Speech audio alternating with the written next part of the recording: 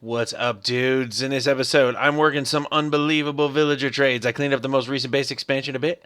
There will be fish, and the first floor of the tower is up. It is the real Duke, and that is all happening right now.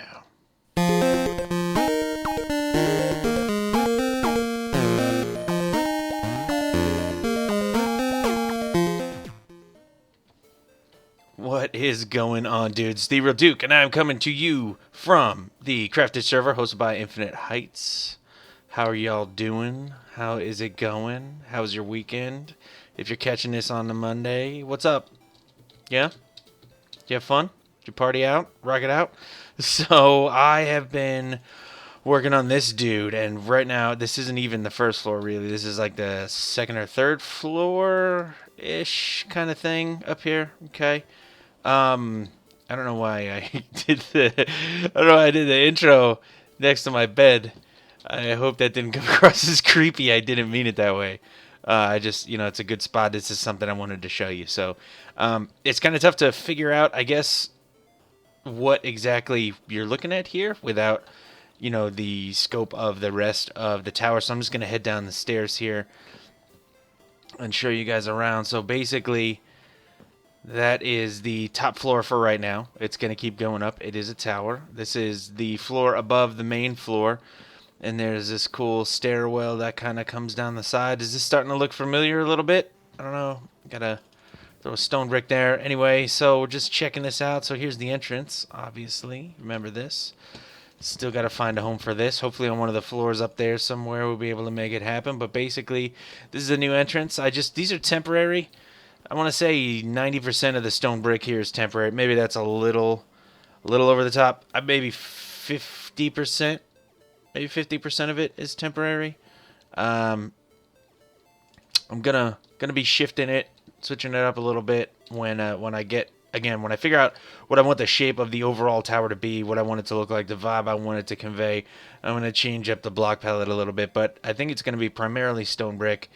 But I do think stone brick looks really awesome. It is one of my favorite materials to build with, but by the same token, if I build a giant thing and it's solid stone brick, it might as well be solid cobblestone because it's going to be boring. So, I know, it takes a little bit more work to make than to get cobblestone, but you understand what I'm saying. It's just going to be a big plain thing. So, anyway, I got to figure out a cool doorway here. I'm trying to think of maybe if we're going to go with some arches. I don't know, but here's the main entrance and the first floor. Kind of got views of the little desert corner I got here and the little village that was destroyed, the village that should have been but never was. And that's kind of where I started tearing up the desert for some sand, for some glass, but nothing to do with glass this episode, I guess, so we'll just keep it rolling. But basically, we have this walkway here exposed, which I think looks really cool, and we just kind of come up this way. There's a small landing here. I don't know what I'm going to put here, but it's, I think, important to have these spaces, and then we can figure out spots for them later. So the other, I guess, option would be to build this and then try and add this on later. And like I always talk about, I know I really like going with the flow and really, building something and then completely tearing it apart, which you should do if it warrants it. I'm not saying don't do that, but I'm trying to point out that, if we're going to go with the flow, we're going to create rooms if there's space for rooms, and then we'll figure out uses for them later.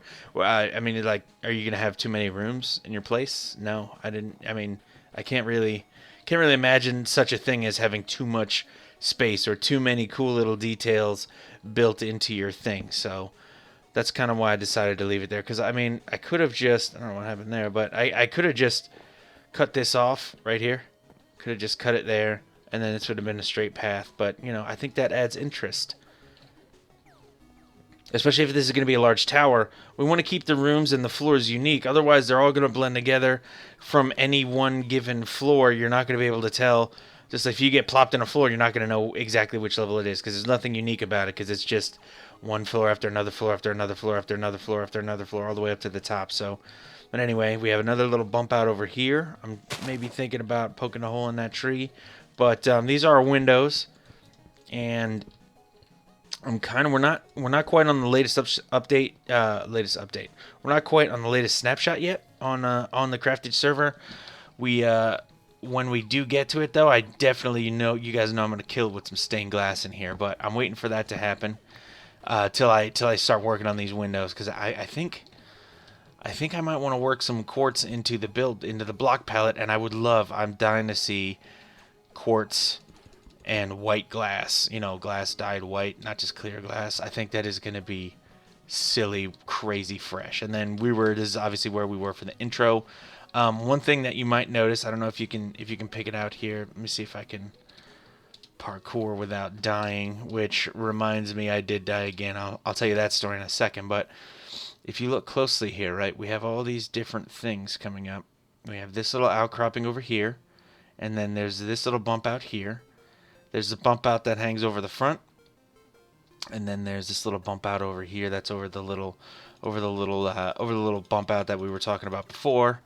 Down there, the little side room. And if you notice, they all kind of cross in the middle here into a perfect 9x9 square. So what I want to do is, and this is, I don't know if this is going to be enough. We may have to change plans later. But basically what I want to do is I'm going to pick different parts of this to stop up. So if I look closely, right, if we think about this for a second, there are 1, then there's 2, and then there's 3 bump outs. Okay, and I guess this is a 4th one over here. Either you could divide it like this, or you could divide it like this. But let's say 4. So the next floor to go up will have 3 of the 4 bump outs included, and one of them is going to be a landing exposed to the outside. Then the floor above that is going to have 2 of the bump outs on it, with one of the previous ones exposed to the outside. And then the next one will only have 1 of the bump outs, and the other one will be exposed. And then the last one will have, you know, just this little this perfect 9x9 square, which I may actually round off into a cool tower. We'll see, but that's kind of the idea. Just a little point of note here: where I am standing is in fact, highest point of my little base here. A little bit higher than that, definitely higher than all that down there. And let me show you over here. We can kind of see it from here. It's pretty sweet. These are my villager traders. We're gonna head over to them in just 1 second. Gotta hop down here. I don't wanna be killed. Let's head over to the steps. I've been hopping all over here. Thank goodness for my feather falling 4 boots, which I did get back after I died. I did die. Kills are at 2. I'll show you. Statistics, number of deaths 2. How in the world could I possibly have died? I haven't left my base this whole time. What in the world could I have been doing? Well, I'll tell you that. Actually, while we're right here, I do want to show you some of this stuff. This villager trading, villager trading, villager trading, villager trading. These dudes, villager trading. It's crazy. I'm gonna pop these down because we need them. I want to tell you a little bit about the fishing exploits that are happening, and I don't mean exploits as in taking advantage of something that we are kind of. I mean my fun with fishing, which I cannot stand. And then this is all kinds of, look at this, chainmail, these swords, some kind of craziness happening. It's pretty sweet. So I've been cleaning up with the villagers. So how did I die? Well, we'll come back to this cool little area under there. Obviously, we're under the dome now. You can see wheat here instead of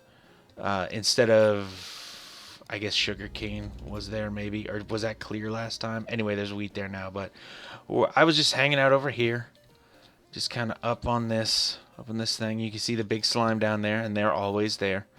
I have my bow.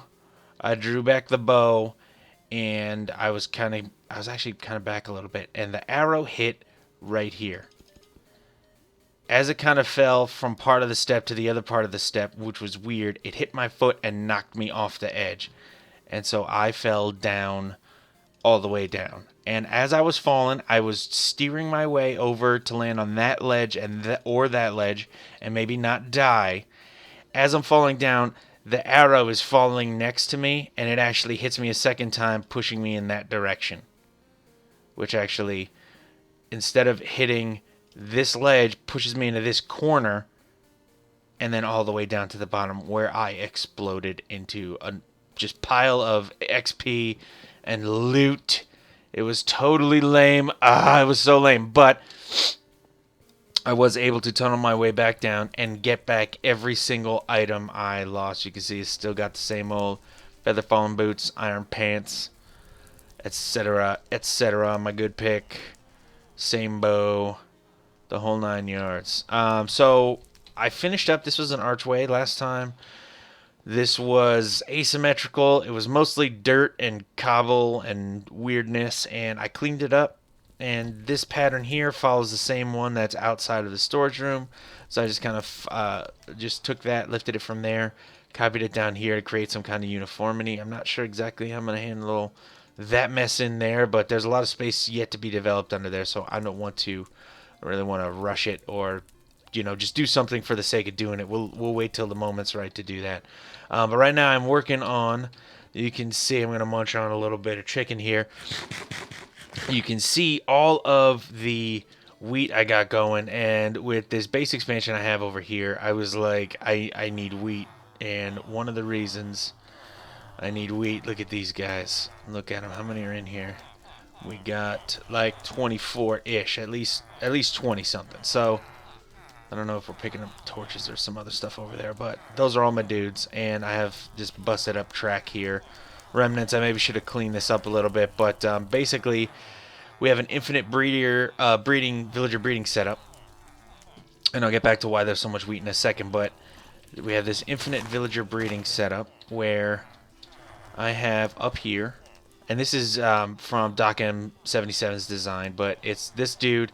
And then when it's time for the breeder to be on, there is a door here, here, here, here, here, and here with one block above each door to create houses. So there's 6 houses up here with this guy. He's just hanging out. He cool.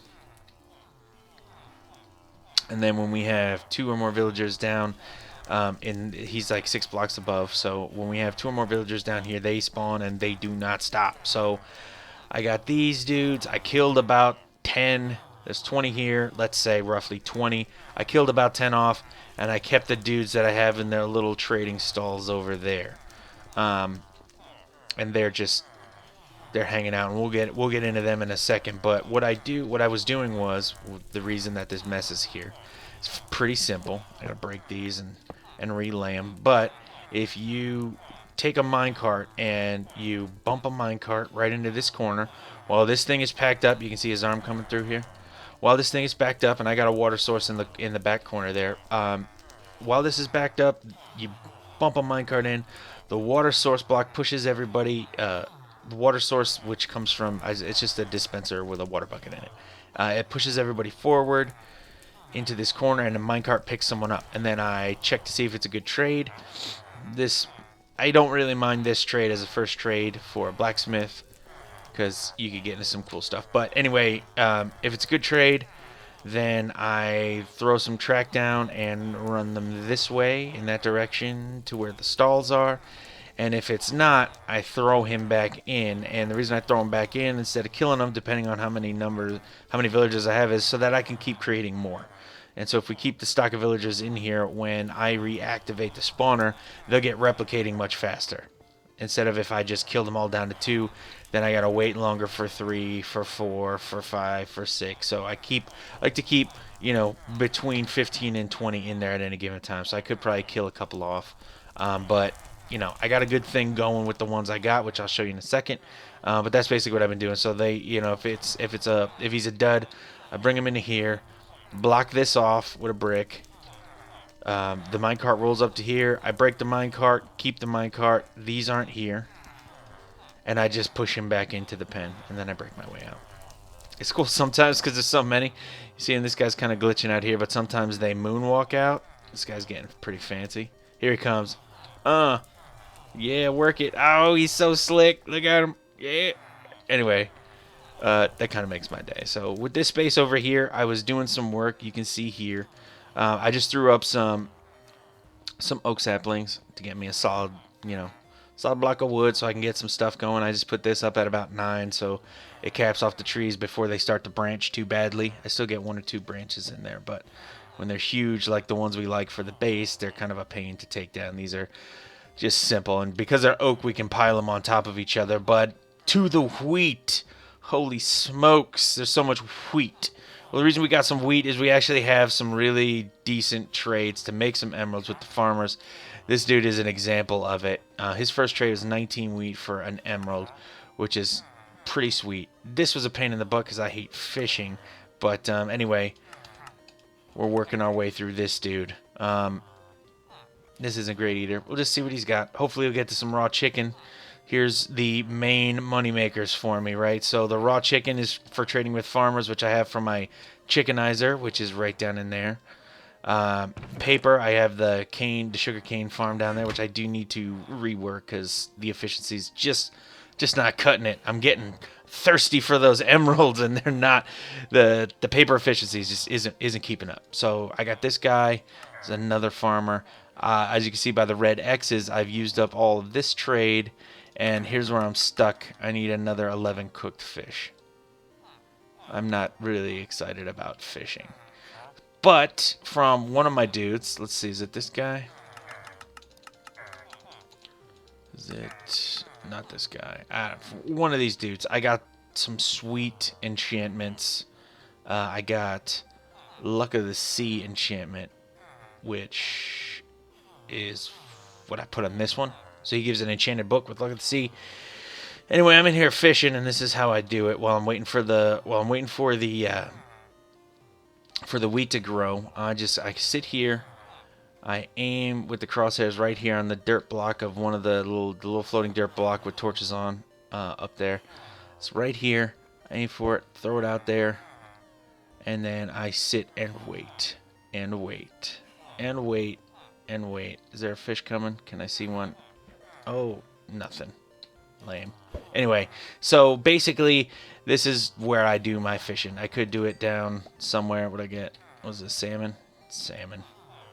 Nice. Anyway, basically, if you haven't used these enchantments yet or worked with enchanted fishing rods, the way they work is, you only get 64 uses, so unbreaking is huge. But the lure enchantment, basically what the lure enchantment does is it decreases the time between fish bites or bites on the rod, because it's not always fish. Sometimes you get a bite and it's actually junk. And that brings me to the other enchantment, which is Luck of the Sea. And Luck of the Sea decreases the chance of you fishing up junk, and it thereby increases, not directly, but by decreasing the junk chance, it increases your chance of getting things like, for example, this fishing rod. Like, are you serious? Like, I fished this out of the water. That's nuts? I know. It's nuts. Totally fished it out of the water. Can't believe it, but, you get it. And then it also increases, obviously, the chance you get good fish and the loot. So it's I don't know. I think it's pretty sweet, I guess, for what it is. It's cool to see the different kinds of fish, and it's kind of fun compared to before, where you just kind of sit here and just get the one kind of fish. To be able to fish up cool stuff, I think is really a great way to make the fishing experience more, I guess, more enjoyable and less grindy, because I was afraid before that it was pretty grindy. Which is why, I guess, really why I never used to do it. Even if I would be starving to death, it would never even occur to me. It would never even occur to me to just, throw some string on some sticks and just get to work. But where are the... Oh, yeah, let me see. Let me show you some of these books, too. This is some of the sweet loot I've been getting off of my dudes. And these are all trades from villagers. So here's my Luck of the Sea books. It took me a while. And then I realized that might be the last trade that this guy offers. So, judging on this, though, that's 9, 10, 11...